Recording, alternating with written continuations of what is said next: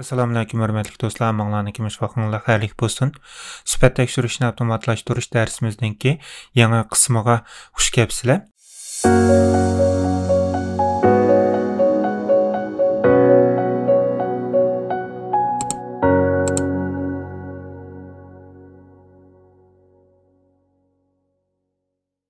Bugungi darsimiz bo'lsa, Selenium'dagi Actions degan sinfni o'rganib o'tamiz.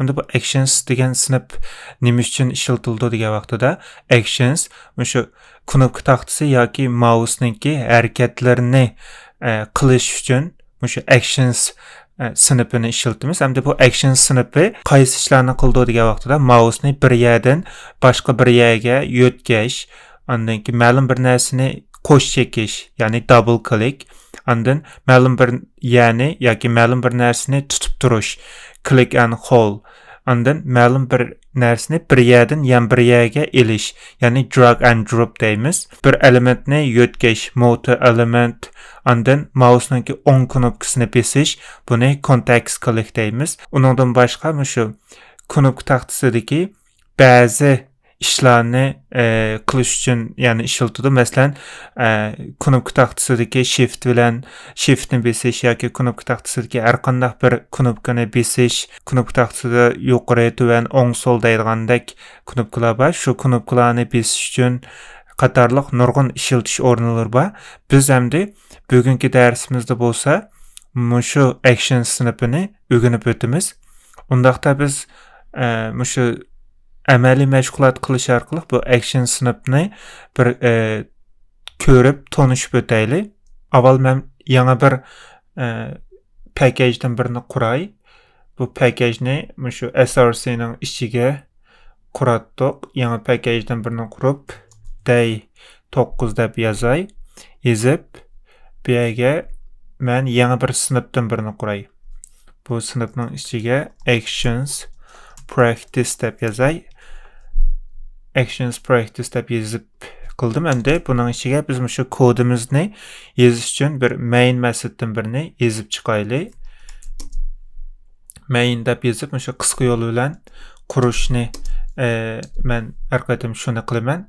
Mainni bosib control bilan shiftni bossangiz shu tanlash chiqadi. Shuning uchun main methodni tanlab qilsangiz bo'ldi.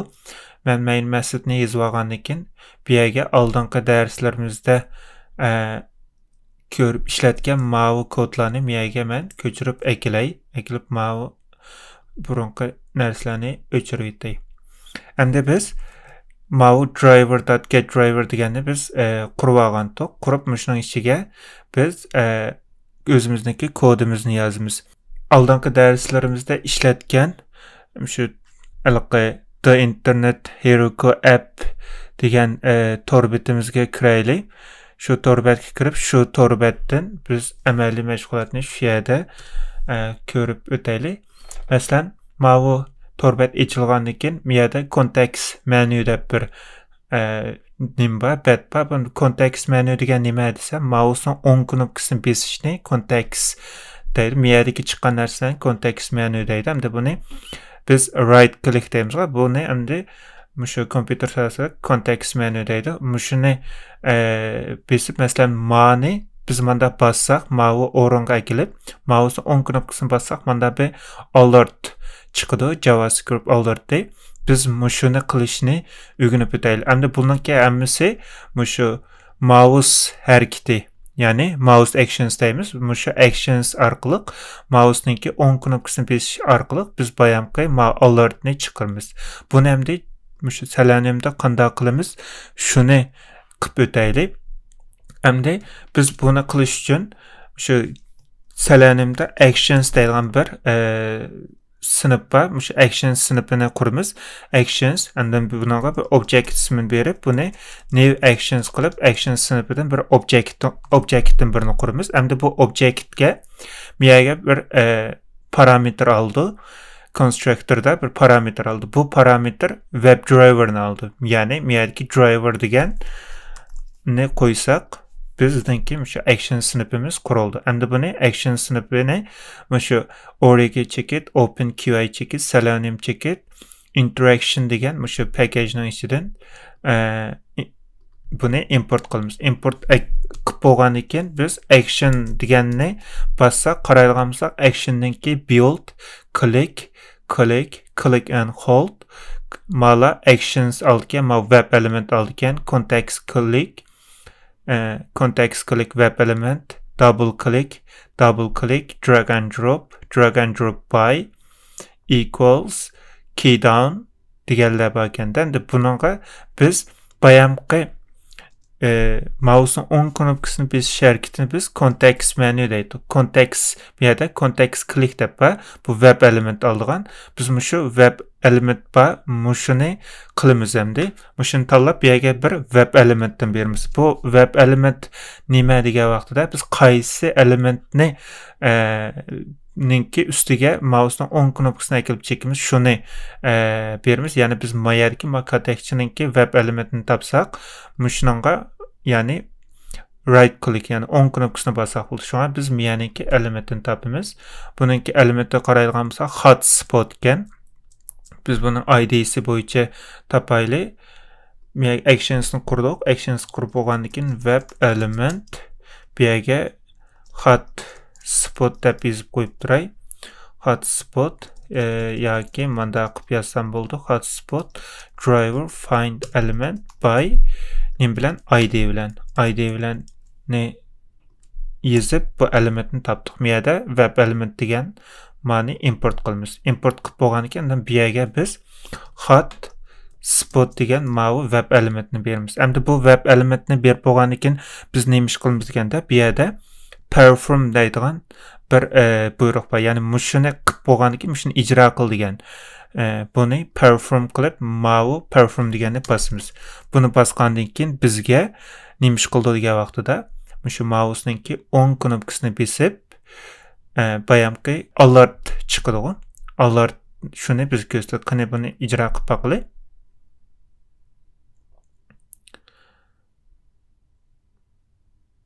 Ijro qildik. Bu yerda men adresni men yozmabdiman. Adresga ma'vu adresni berib, miyaga mana bunda o'zgartib o'tay. O'zgartib o'tgandan keyin undan men ma'vu torbatni qaytadan, ya'ni ma'vu klassni qayta ijro qilay. Qisam mana. The internet Heroku app says degan ma'vu bizga alert chiqdi. Bu alertni qanday oldik? Mouse'ning o'ng knopkasini bossak, you selected a context menu degan bir alert chiqdi-da. Buni biz bu yerda context click deydigan ma'vu nim bilan method bilan qildik. Bu shu action snip'idagi context click'ninki ishiltish o'rni. Ya'ni right click'da biz context click deganni ishiltimiz. Right click qilib yozdim. Bu shu context menu'ninki, ya'ni context click'ni qilishninki usuli. Endi biz yana bir torbatni ichib boqaylik. Ma torbatga kiray. Buningda bizga xato berdi. Men Google'ni ochay. Google'ni ichib bu yerga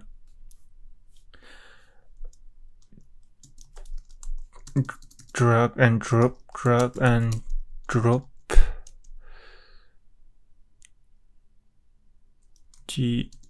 query deb yozay.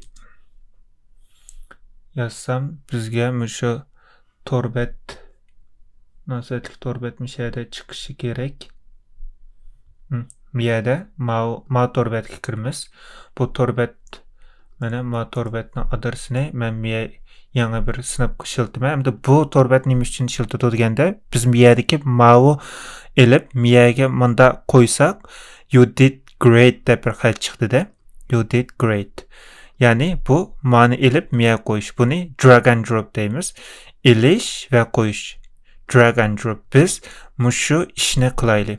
Biz ma'ni elib miyaga qo'ysak you did great deb chiqdi. Muhabbatni qaytadan yanglab qarsam miyada drag the small circle here deydi. Miyaga kichik ma'vu chamberni miyaga qo'ygan deydi. Buni qo'yishdan burun mush xat chiqar ekan. Qo'yib bo'lgandan keyin you did great degan xat chiqar ekan. Undaqda biz mushuni qilib boqaylik. Buni qilish uchun men yana bir sınıfdan birini açay. Yangi sınıfdan birini kurdum. Drag and drop qilib yazay. Yazib bu yerga main methoddan birini yazdım. Main methodni yazgandan keyin bizningki bayan mavu ishlatgan kodimizni bu yerga ko'chirib ekilmiz. Ekelgandan keyin bu yerdagi adresga mani o'zgartimiz. Adresni o'zgartib qildik. Buni qilgandan keyin biz action sinifidan bir object quraylik. Action new actions qilib bu yerga bir web driverdan birini beratdik. Ma action sinifini import qilay. Import qildik. Endi buningda qaragansak actionda action.deb bassak bu yerda drag and drop deydigan mavu method bor ekan. Bu web element algan source element bilan target element, ya'ni qayerdan tortib qayergacha. Mana from qilsak, mana to deb bersak, qayerdan qayergacha. Ya'ni bu motorbetdagi source mavu çember bo'ldi. Buniki target'i miyadagi cho'ng çember bo'ldi. Mana mani source deymiz, mani target deymiz. Şuna biz miyadagi ma element bilan miyadagi ma elementini tepishimiz kerak. Bu web element yazılır. Endi biz bu yerga web elementdan birini yazaylik. Web element. Bunun source deb isim berdim. Driver'da find element qilib bu yerga mushu source'ninki elementi bilan men target'ninki elementini bu yerga yazayım. Bu yerga target deb yazdım. Sizlar bu yerga har qanday bir isim yoza olasizlar. Men faqat o'zim şu source bilan target deb qo'ydim da. Endi bu yerda inspect qilib mishadagi elementlarni topaylik. Masalan, bu yerdagi mani biz source degan toq. Bu qaraydigan bo'lsak id ekan, draggable deydi. Draggable ekanda biz shu source'ni topamiz. Buningga by id qilib id'sini draggable deb berdik. Endi bu yerdagi mavu targetniki qarab baqaylik. Targetniki qaragansak drop target deydi. Drop target gende bunu by that id qilib bu yerga drop target qilib yozdik. Endi buningki qaraydigansak xeti bu yerda bor ekan. Mavu batni yanglab men mavu elementga bir qaray. Qarsa mana bu yerda mushu drop target deganninki xeti drag the small circle here ekan. Shunga men bu yerda textni bu yerga biz elish uchun target.get text deganni alsak bo'ldi. Buni oldik. Endi biz bu yerga mavu xatni elish uchun biz nima ish qildik? Maniki textni oldik. Endi bu yerga drag and dropni ishlatdik action sinifidagi. Ondan bu yerga nima ish qilamiz degan vaqtida biz bu yerda dotni besib bu yerga biz perform deganni basamiz. Perform deb biz bo'lgandan keyin biz endi buningki bayamqi mavu you did great deganni biz endi elishimiz kerak. Buningki elementi bu yerda maninki ekan. Endi bu yerga biz yangidan bir elementni qurib element after drop deb yozib yana bu yerdagini olsak bo'ldi elib. Ondan mushu after drop degandan keyin get textini olsak bizga bayamqi xat chiqadi. Undaqda buni mang'uz baqili.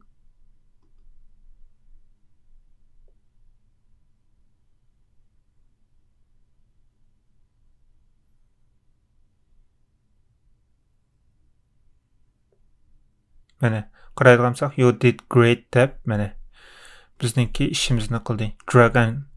Drag the small circle here degan xat chiqdi. Ondan you did great degan mavu xat chiqdi. Hisobda biz drag and dropni qila oldik. Muvaffaqiyatli holda ishlandi.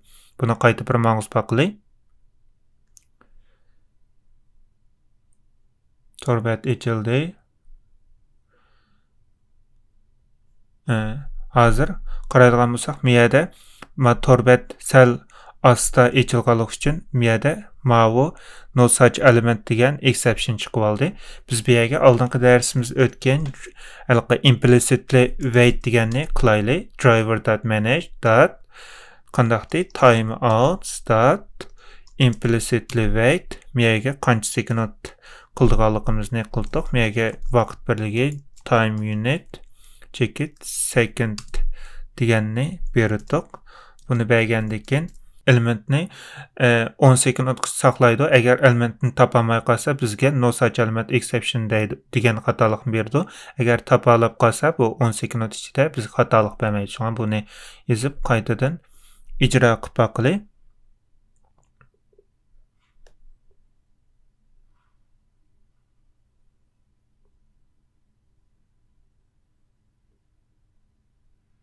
Mana torbitimiz muvaffaqiyatli holda içildi ve drag and drop qildi.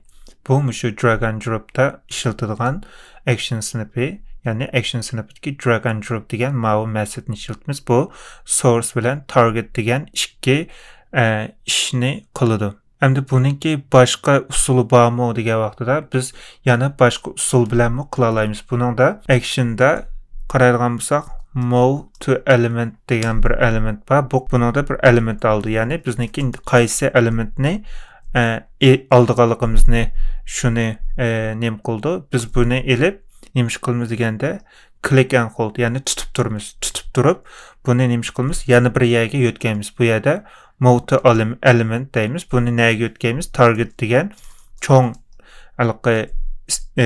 çemberinin ichiga yo'llaymiz. Yani qilib bo'lgandan keyin release deydigan bir narsa var. Release degan qo'yib etish. Release. Endi buni qilgandan keyin bu yerda biz bir qancha ishni qilganligimiz uchun, bir qancha action ishlatganligimiz uchun, ya'ni 1, 2, 3 tal, ya'ni 4 tal action ishlatganligimiz uchun biz bu yerda build degan ma'ni ishlatamiz. Build and then perform. Agar siz birdan oshiq şu action qilmoqchi bo'lsangiz, ya'ni birdan o'sha ishni qilmoqchi bo'lsangiz, cho'qim build bilan perform deganni cho'qim ishlatishingiz kerak. Undaqda biz buni bir mang'izib ko'raylik.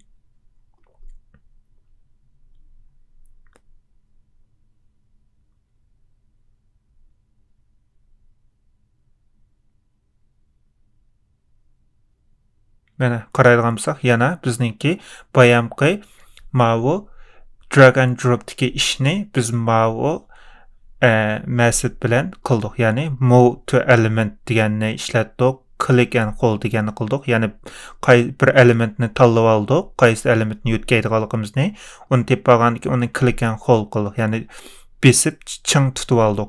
Tutib shu elementni bir yerga yo'tkidik. Ya'ni cho'ng chamberga yo'tkab bo'lgandan keyin release, ya'ni qo'yib etish degan metodni chaqirdik. Uni chaqirib bo'lgandan keyin ko'p xil action ishlatganligimiz uchun build degan metodni chaqirdik. Build bilan performni cho'qim ko'p birdan o'shiq action ishlatmoqchi bo'lsangiz, cho'qim mushu build perform deganni ishlatishingiz kerak. Bu drag and drop qilishda ishlatilgan yana bir usul. Endi biz Amazonga kirib boqaylik. Amazonga kirib, Amazonda qaraydigan bo'lsak, bu yerda har xil tizimliklar bor. Biz ma'ning akilib, mouseni hello sign in account list degan ma'ning akasak, manda ko'p xil list chiqadi-da. Biz shuningdan account deganni besishni ko'rib boqaylik. Bu yerda qaraydigan bo'lsak, actiondan move to element bor. Move to element qilib, bu yerda account deganni bosamiz. Biz shu ishni qilib boqaylik. Undaqda men yangi bir sinfdan birini quray. Bu yerga Amazon practice step yazdım.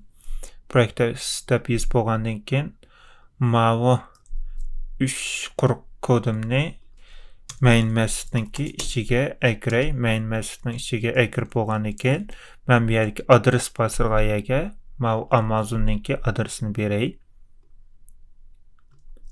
Amazon'daki adresini berdim. Adresini berib bo'lgandan keyin ondan men nima ish qildim? Bu yerdagi mavi elementni tepishim kerak. Bu elementni topgandan keyin mouseni mishaga yo'tkab, bu yerdagi account degan elementni bosaman. Shunga bu yerda ikki element tepish kerak. Bu yerda men inspect qilay. inspect qilib Ctrl F ni besib bu yerda o'sha element express yozilgan ya'ni chiqardik. Ondan bu yerda elementga qaraydigan bo'lsak, mana account listga biz bu yerda bunda qilib bu yerga hello sign in degan ma'noga ekelsak, ondan shuni mouse'ni ekelgandan keyin tizimlik chiqadi. Shuni avval shu elementni topaylik. Bu yerda span qilib text bilan topaylik. Textni yozdik. Qarsak mana bu yerda bu elementni topdi. Endi bu express yozishni men oldingi darslar so'zlab o'tgandim. Shuningga sizlar aşı darsni tafsili bir ko'rib chiqinglar. Chunki hozir ma'noda qanday yozganligimni tushunmagan bo'lsanglar, shu darsni ko'rgandan keyin texmi yaxshi tushunchaga ega bo'lsizlarda. Endi men bu yerda btn sign in deb yozdim. Sign in deb yozib driver.find element by nim bilan express bilan yozib bo'lgandan keyin bu elementni bu yerdan import qildim. Endi buni import qildim. Buni qilib bo'lgandan keyin bizga bu yerdagi account degan ma'no tepishimiz kerak. Bu accountni bu yerda biz qaytini account deb o'zgartsak bo'ldi. Account deb o'zgartsak bizga shu elementni tepib beralaydi.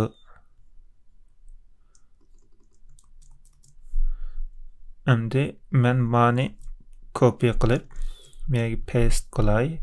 Endi ma'ni copy qilib bu yerga paste qilib chaplab bo'ldik. Endi bu yerga btn account deb yozdik. Buni hozir yozdik. Endi biz nima qilmoqchidik? Mouse'ni mana o'chirib mouse'ni bu yerga ekanmoqchidik. Ya'ni multi element qilmoqchida. Avval biz action snippetdan bir object quraylik. Action deb yozdim. New actions qilib bu yerga driver berma, ya'ni bir tal web driverdan birini berma. Ni action snippetdan import qilay. Import qilib bo'lgandan keyin men bu yerga action.multi element qilib btn sign in deganga mouse'ni shu yerga ekilma qilib perform ni bosdim. Chunki bu yerda biz faqat birlam mashg'ulot qilganligimiz uchun perform ni yozsak bu yetarlik. Endi bu yerga ekeldik. Bu yerga ekab bo'lgandan keyin biz darhol chiqiblan ma'ni besib ketmasa azroq bir saqlaylik, biz unumni ko'raylik. Shunga suratda silib qilib bu yerga bir 3 sekund saqlasin ma'ni. Biz shu throws deganni bu yerdan shu exceptionni belgilaylik. Buni 3 sekund saqlab bo'lgandan keyin bizga nima qilamiz? Biz bu yerda account deganni click qilamiz. Ya'ni account degan btn account deganni click qilsak, clear emas, click qilsak biz bu yerga mouse'ni ekeldik. Account deganni click qilsak, your account qilib bu yerda mavi knopkalar chiqadi. Siz shu Amazon'dagi tor betini avtomatlashtirganda shu account'dagi test case'larga siz bu yerda shu your account'ning ichida bu yerdagi mavi knopkalar bormi degandeklarni tekshirib chiqsangiz bo'ldi. Endi buni bir mang'uzib ko'rib boqaylik.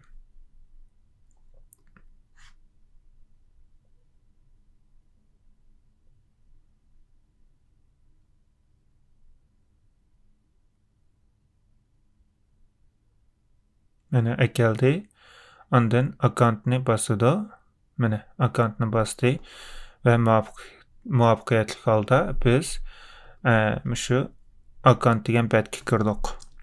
Bu yerki multi element deganninki ishiltish usullaridan yana birisi. Biz amaliy bir ish qilish orqali buni ko'rib o'tdik. Endi biz yana YouTube'ni ochaylik. YouTube'ni ochib biz YouTube'da ochilgandan keyin bu yerda masalan control bilan tuangi bosgan knopkani bossak yoki mouseniki tuanga besish knopkasi yuqori tuannikini bossak bat tuanga tushadi. Buni biz qanday qila olamiz? Mushunga bir qarab o'taylik. Undaqda men yangidan bir klassdan birini quray. YouTube practice deb yozdim. YouTube practice qilib, bu yerga main methoddan birini yozdim. Yozib, bu kodimni bu yerga ko'chirib eklay. Vaqtni tejash uchun men bu kodlarni tayyorni ko'chirdim. Sizlar cho'qim qo'lda yozib, o'sha o'rganinglar. YouTube degan betni bu yerga almashtiray. Almashtirib hozir bizga YouTube ochildi. Shundami? YouTube ochilgandan keyin biz bu yerda tuanga tushiradigan ishni qilishimiz kerak. Buni qanday qila olamiz? Bu shu keyboard, ya'ni knop taxtasi bilan munosabatli bo'lganlik uchun action sinfini ishlasak bo'ldi.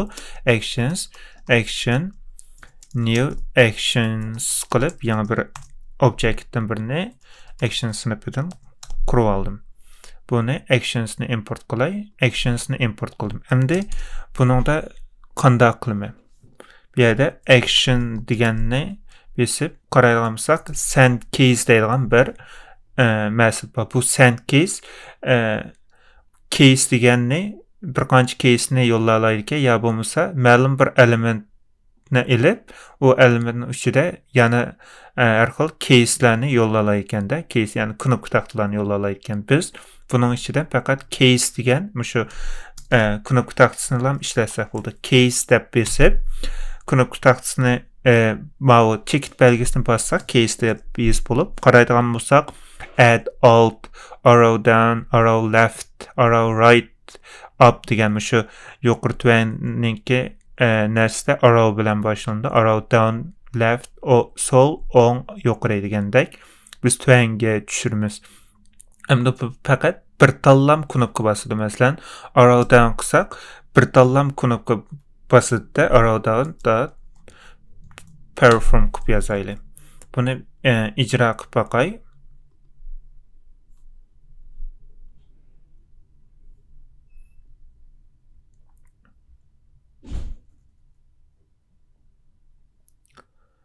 YouTube açıldı. Mana bir tanlam besiplam sallam tushadi de bu arrow down'ninki ishiltish o'rni. Endi biz bu yerda action dot send case qilib, bu yerda case dot qaraydigansa page down deb bir mas'ul bor. Bu xeli tuanga tushirilgan, ya'ni bir bet tuanga tushirilgan. Bu yerdagi case dot page down degan bir bet tuanga tushirish uchun shu page down deganni ishlatamiz. Biz buniki unumini ko'rish uchun azroq bir saqlataylik. Sirata silib qilib ve 3 sekund saqlab, anandan keyin page down deganni bosdim. Ma'ni biz declare qilib, exceptionni bu yerda throws qilib aniqlaylik. Andan buni qaytadan men bir mang'uzay.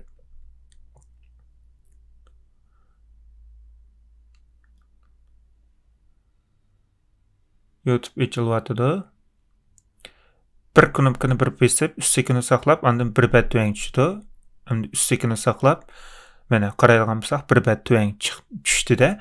Bu page down'ninki ishlatishning o'rni. Biz bu yerda har xil ishlarni qila olamiz. Shu case deganni besib qaraydigan bo'lsak, har xil knopkalar bor. Masalan, clear, command, control, decimal, delete, o'chirish, down, and, enter degandek har xil usullar var. Mesela F1'den tatip F12'gacha home, insert, left degandek. Mesela nam san kirgizish uchun numpad 1, numpad 0'dan 9'gacha, andan return, semicolon, chekitlik 5 degandek har xil shu knopka taxtasida biz basalaydigan har xil ishlarni müşaheden qila olamiz. Shu case'ninki ish alayda ishiltish usuli. Ma'ni endi men to'xtatib qo'yib turdim. Endi biz ma'lum bir narsani qo'sh chekmoqchi bo'lsak qanday qilamiz deganda action dot double click deb bir method bor. Bu double click web elementdan birini elib, qaysi tor elementini, web elementini qo'sh chekishni mishaga yasaq bo'ldi. Buningda yana bir web elementdan birini qurib olib, biz bu yerga yasaq bo'ldi yoki driver dot find element qilib by masalan xpath yoki id qilib, misha o'zingizning id'sini yezib, anandan keyin mushuni chekit perform qilib yazsangiz bo'ldi. Bu double click qilish uchun ishlatilgan action snapdan birisi. Action'ninki boshqa snaplar qaraydigan bo'lsak, click masalan besish. Biz har qanday bir elementni yezib chekitdan basa click degan chiqadi. Masalan context click deganni ko'rdik, double clickni ko'rdik, drag and dropni ko'rdik. Ondan key down deganlarni, key up masalan yuqori qilish, tuvan qilish degandeklarni hamsi key down, key up degandeklar.